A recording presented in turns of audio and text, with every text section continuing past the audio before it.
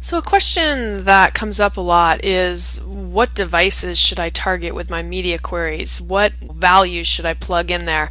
This is a really common question and concern that people are going to be pondering when they're creating a responsive website design.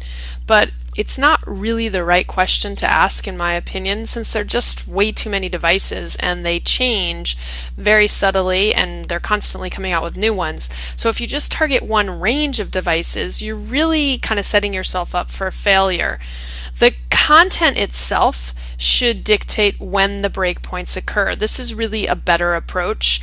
It frees you up from wondering about a specific device, and with the layout you can focus on the content and the breakpoints that make the layout look great regardless of screen size. Here's our layout, and I've just commented out the media queries that we have. The layout is responsive, so it is flexible, and as I resize the screen you can see that changes are happening.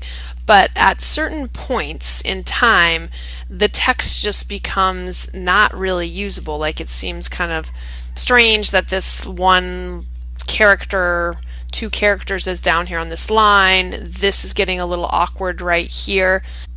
So rather than trying to determine a specific value as a recommendation of where to put the breakpoint, I prefer to just kind of see where the layout itself starts to break and then insert my breakpoints there.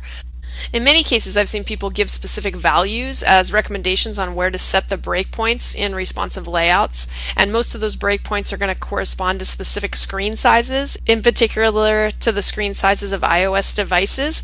This often results in highly effective responsive sites, but it kind of misses the larger point that responsive design isn't about any one particular device, or even a set of devices for that matter.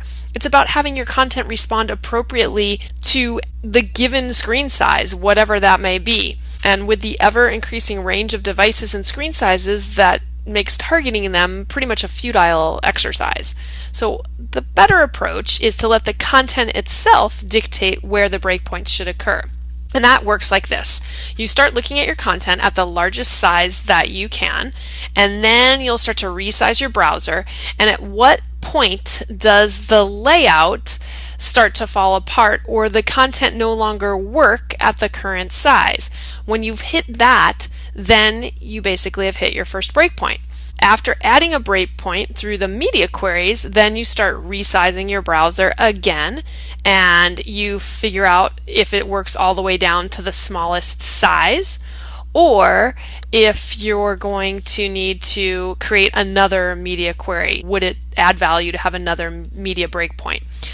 This strategy requires that you act with some sort of restraint, because if you end up with more than probably 4 breakpoints, the problem is likely to be your layout itself and not necessarily your content. You want to work to achieve a proper presentation within the smallest amount of breakpoints. You just don't want to throw breakpoints in there all over the place. If you follow this workflow, it's going to kind of free you up from wondering about any specific device or having to redesign your sites as devices are updated or become more popular. And you can really focus on the layout and the breakpoints, and you'll be confident that your layouts are going to look great regardless of any screen size. So I recommend that as an approach of where to put breakpoints.